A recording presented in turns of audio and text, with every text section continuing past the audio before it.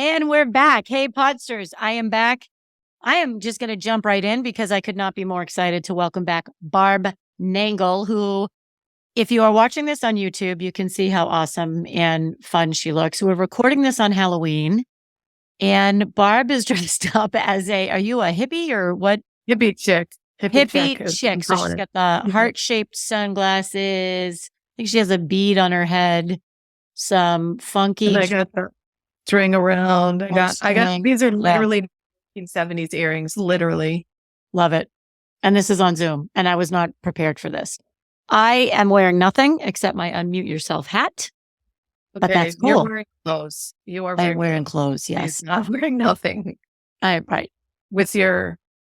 Yeah, I have an orange vest on, but it's got pink in it. So we're going to get right into it. As you know, Podsters, boundaries changed my life, and they have changed many people's lives. And I have received tons and tons of feedback about when I send an email or when there is a discussion, a podcast episode, anything about boundaries. So Barb has made it her career to help people with boundaries. We're going to get right into it. She and I are doing a boundary boot camp next week. It's November 15th. There's 2 sessions. I'll put the link in the show notes.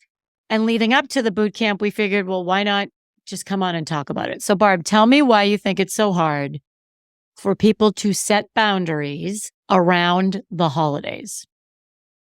It's hard for people to set boundaries, period, because they think that they're a bad person for saying no, because they get feelings of guilt and shame and they're paralyzed by them and they can't get past them, because there's expectations from their family. When it comes to holidays, the expectations can be generations long, the tradition in the family, and it's hard to break patterns. But when they're generations long or decades long, or people place a lot of meaning on them, it makes it extremely difficult. So there's all the regular boundaries reasons, but then they're magnified when it comes to the holidays. You know, you said something to me when we were talking about prepping for the Boundary Bootcamp, and it really resonated. And it was maybe the boundary is you simply don't go or attend or whatever the case may be. So have you had a situation where either you or someone that you're coaching, this is the boundary that they simply do not attend? Yeah. So when I first got into 12-step recovery, which is where I learned how to set boundaries, I thought that, like, when I went to my brother's house and he talks politics all the time and he's really loud, I thought that I could just say to him, hey, that really hurts my ears, or I don't want to talk about politics. And I thought that was me setting a boundary. So that is me trying to control another person, which is impossible. And so I realized, like, he's literally incapable of talking quietly, and he's literally incapable of not talking about politics.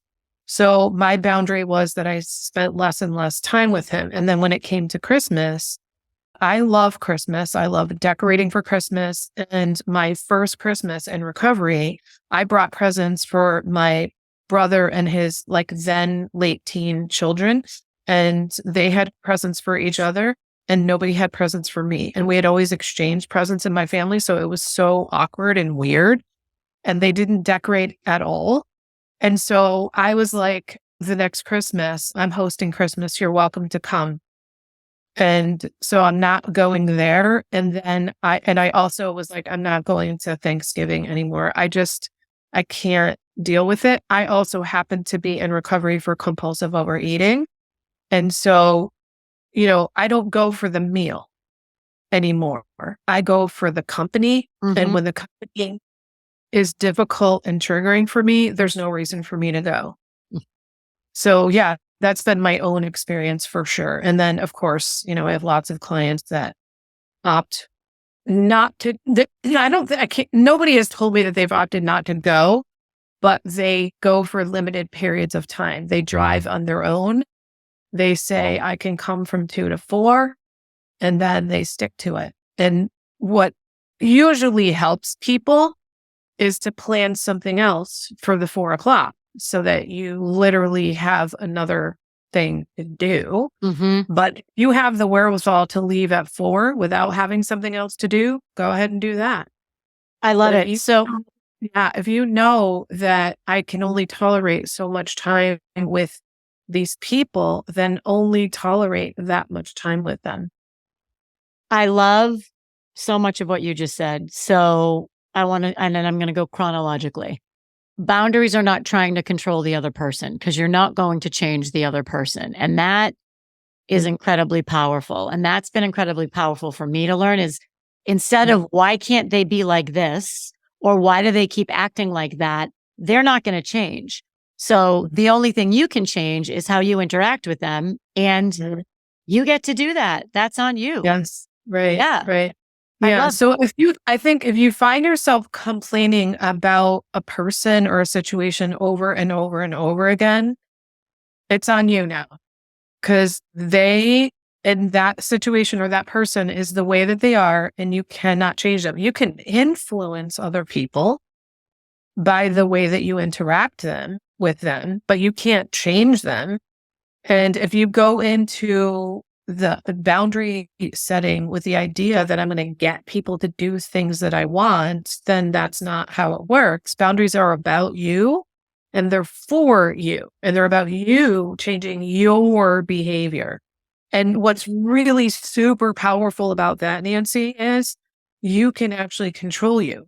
But because you've been so focused out there on them and what they're doing or not doing, you got nothing left for yourself. And even if you did, you're so focused out there, you don't realize, wait, I can actually do something here.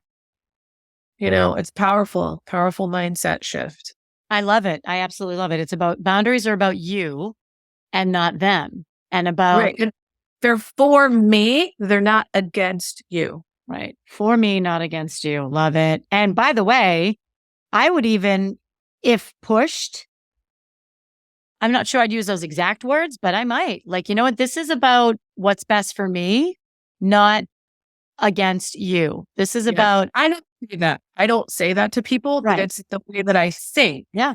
Yeah. And it's not that I would never say it. There might be a circumstance in which I would say it for sure, but it's a mentality. This is for me, not against them, because so many people are afraid to set boundaries because they don't want to offend other people. They don't want to hurt other people's feelings. They don't want the backlash from people. And other people get to respond however the fuck they want. Right. And so you just get to decide, how am I going to respond to their response? Right. Right. You're not hurting someone by setting a boundary. Like, I love this distinction. There's a difference between harming someone and hurting someone. So it doesn't harm someone to set a boundary with them. It might hurt their feelings, but it doesn't harm them. So here's a really good metaphor that I love to use. It might hurt you to use a needle to take a splinter out of your finger, but it's not going to harm you. In fact, it's going to heal you. So it might hurt someone's feelings to set a boundary with them, but it's not going to harm them. In fact, it may heal the relationship because you're being honest with them about what's okay and what's not okay. At minimum, it's going to heal your relationship with yourself because you're showing up for yourself and following through on what's important to you. Yeah, I totally agree. I love that. It's about, in my words, it's about moving the relationship forward in a way that's healthy and positive for both people in the relationship. So I want to get back to Thanksgiving because that's what's hot on everybody's mind, or Christmas. And again, these apply to anything. So you can drive on your own. You can limit the time. And you don't have to say, I can come between 2 and 4. Like, of course you can say that. You could say, it's a super busy day for me. I definitely want to be able to come spend time with you and your family, or you and the family.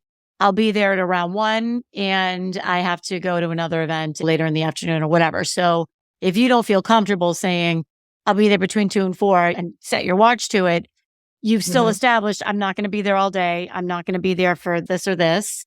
And it's putting a limit on it. I love that because it's not black and white. It's not, oh, everybody there is triggering for me, so I'm not going to go.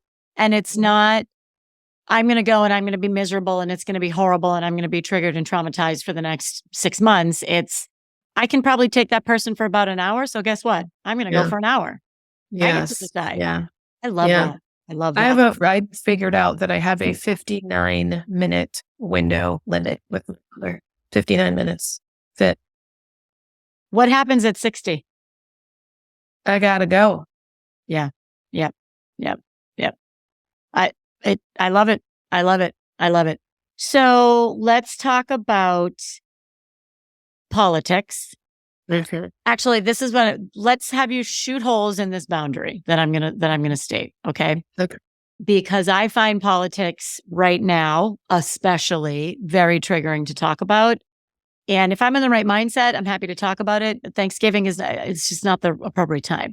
So what I would probably do is, and there's two things we can do. One, we can set them ahead of time and say, Barb, I love to have you for Thanksgiving. Everybody enjoys your company so much.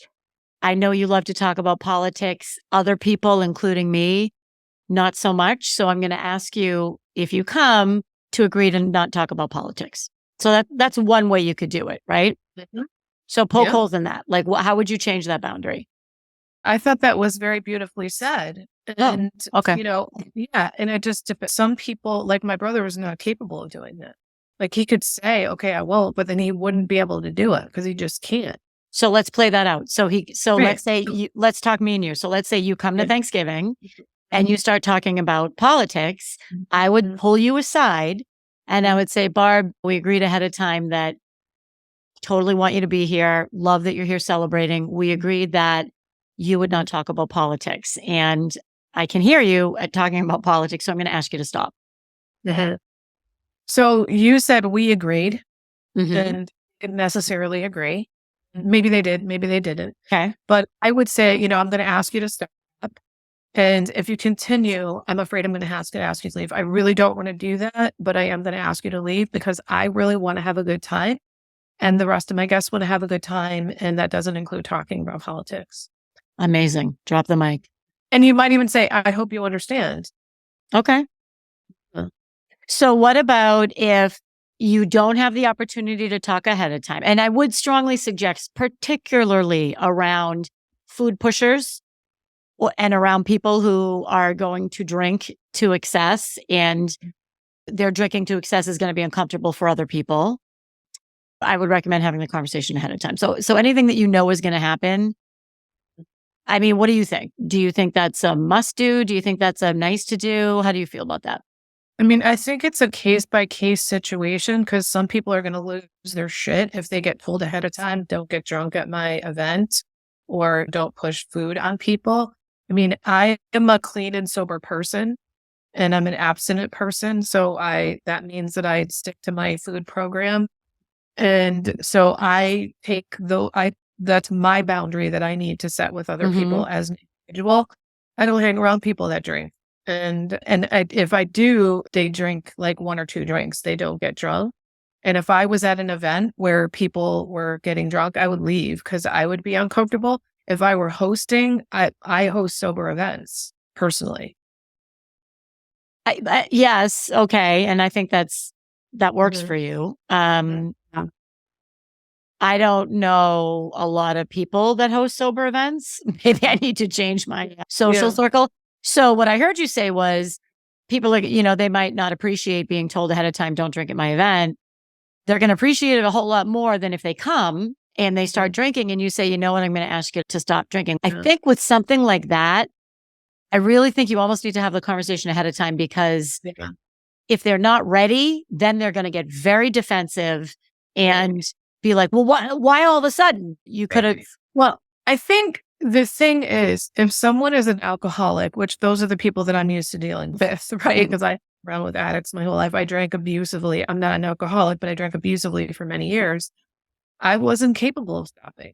So having a conversation doesn't matter, And so if it's going to be a volatile situation and they're going to lose it, I think, like I said, it's a case by case basis. Yes, I don't think there's a rule. And that's the thing about boundaries. There isn't a rule that is true in all circumstances for all people at all times. It's just not the case.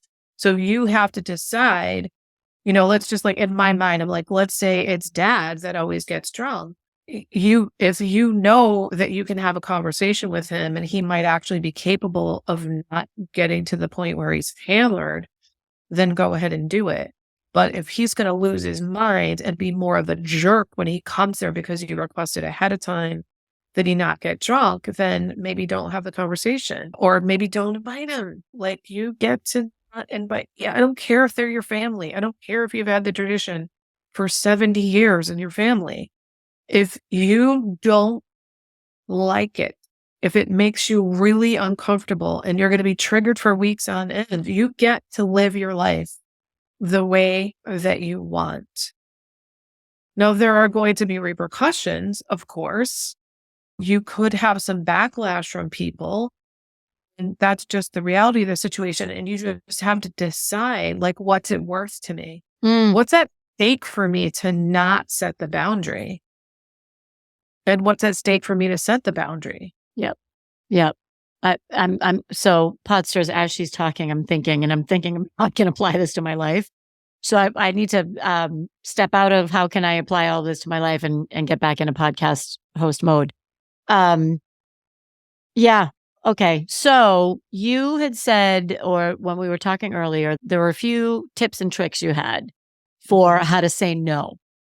And that this is going to be incredibly valuable for everybody listening. Can you share a few of those nuggets with us about how to say no this time of year? Yeah. The first one is to be quick about it. So I used to always wait until just the right time, and the right time never comes. Well, actually it does. The right time is always now. So if somebody, let's say you mentioned a food pusher, somebody pushes food on you, you say, no, thank you, immediately. And if they say, no, again, no, no, thank you, I appreciate it, no, thanks. And you just reinforce what you're saying. Maybe you didn't hear me. I said, no, thank you. But you do it immediately. You don't wait. You don't talk about them behind their back. You just say the thing right as soon as it happens. And what that does is, number one, it's respectful of the other person, letting them know immediately what's okay and what's not okay. And number two, you've said it, it's over with, it's done. And you're not like holding on to it and being anxious, waiting for the right moment. So, or like if somebody, here's another thing that happens to a lot of women, like somebody will comment on their body or their figure, and it's really uncomfortable. So as soon as they say it, you say, please don't make comments like that, or please don't talk about my body. Like, do it right in the minute. You might want to take the person aside, depends on the situation, but do it right then. Don't wait for the right moment to get them, like take them aside and say something. Like, it's not okay for you to talk like that. Yeah. And what I like about the example that you just gave, so let's take the example of the food pusher. They're not going to change.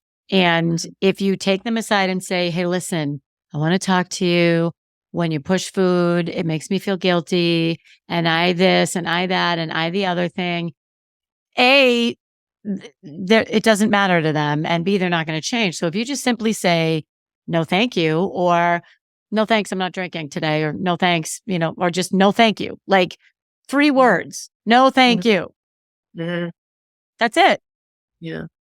That's it. And then, and I would say, no, thank you again. And I would continue to say, no, thank you. Eventually they're just going to go away. Right. Yeah. Even if it's, well, what's wrong with you? What's wrong with you? You always eat my, pumpkin pie. Yeah. No, thank you. Yeah. Not this year. No, thanks. Yeah. I love it. I love it. Yeah.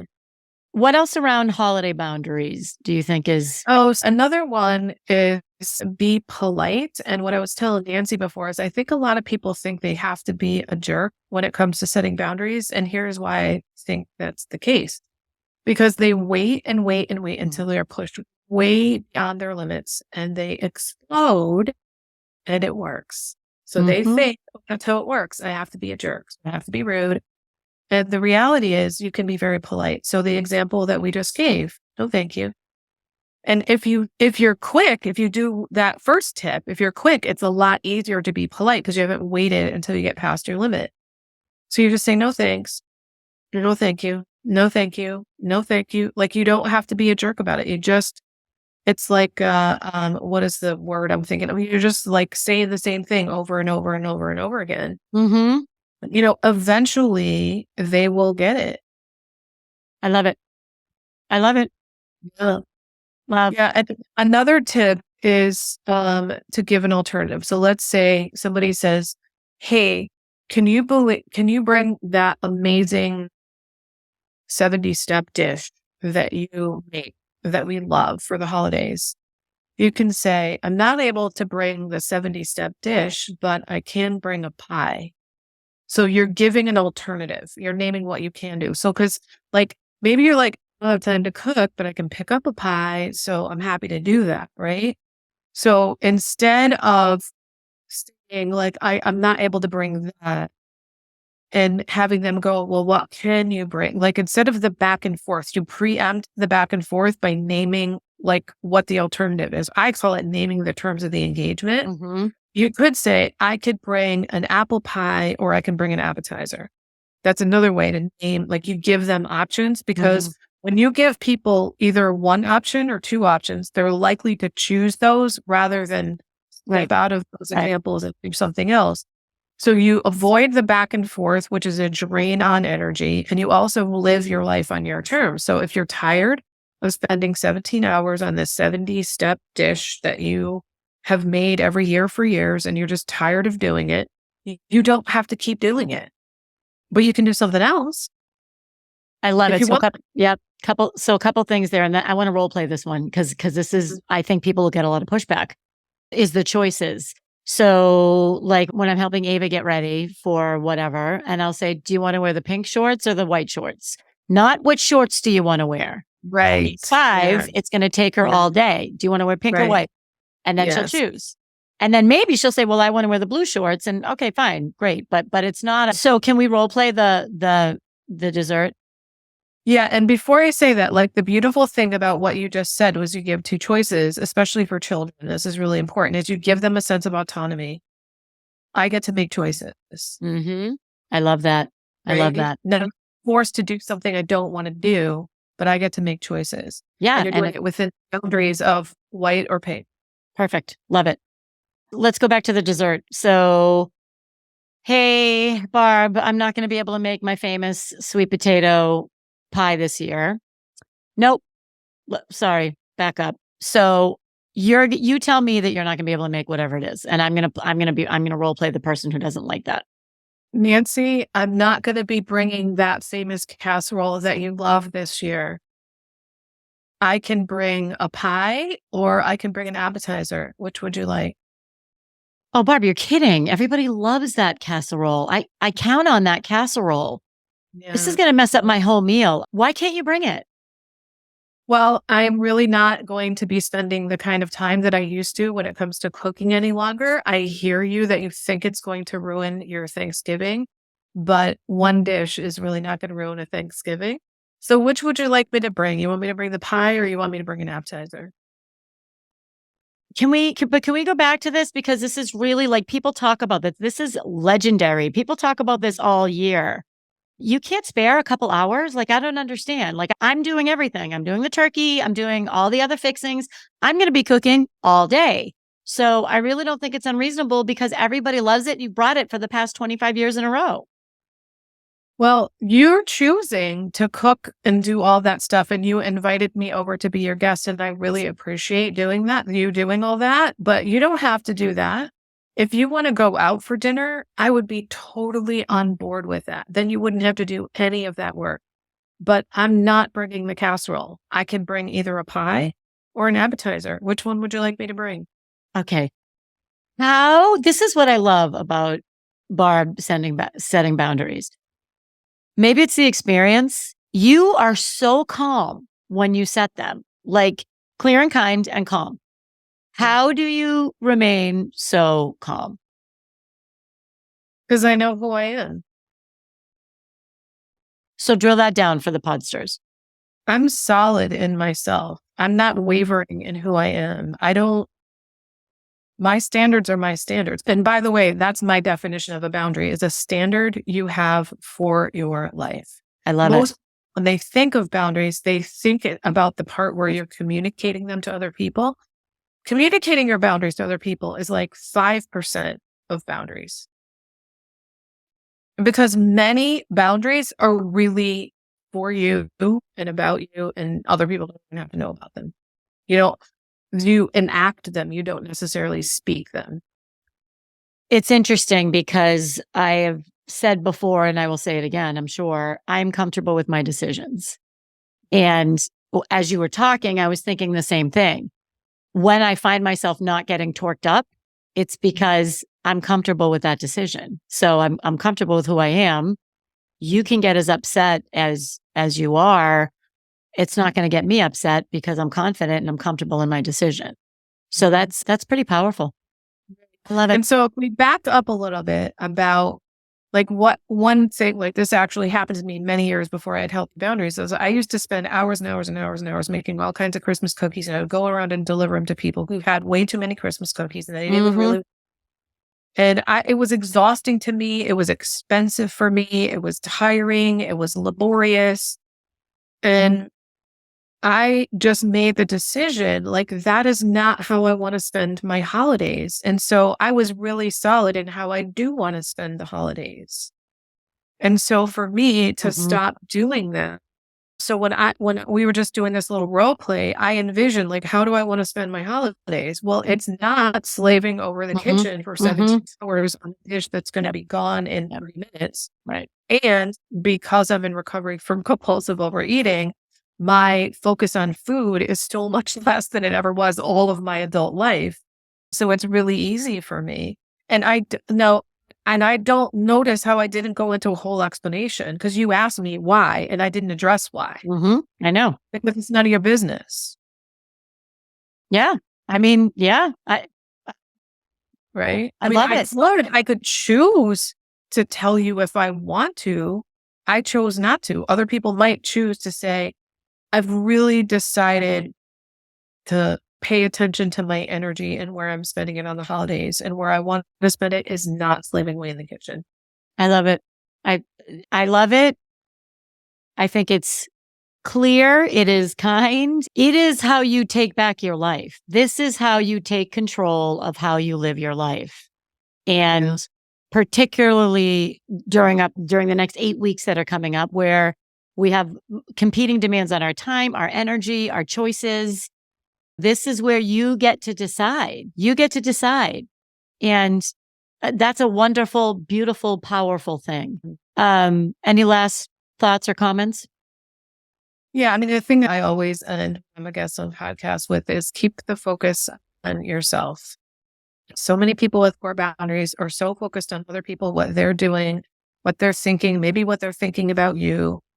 And you're the only one that you can control. When you're focused out there, it's an endless drain on your energy. But when you're focused in here, you can actually fill your cup so that it's overflowing. So you pour from the saucer rather than trying to pour from an empty cup. Well, you can't do that if you're not focused on yourself, if you're not taking care of yourself and meeting your own needs. And when you meet your own needs, then you don't have expectations of other people. So a lot of people with poor boundaries are seeking approval from others. And it's okay to seek other people's approval, but only when you have your own approval first. So do what you love in your life, and you will approve of yourself, and you won't need other people's approval, and it'll be a lot easier to set boundaries. I love it. It's okay to seek other people's approval as long as you approve of how you're living your life. I love it. I mean, I think that's a great way to peace out and peace out. So reminder, Podsters, we have 2 sessions coming up November 15th. They're an hour each. You give us an hour and we will help you take back your holiday. Yeah. Thanks, Barb. All right. Thanks, Nancy.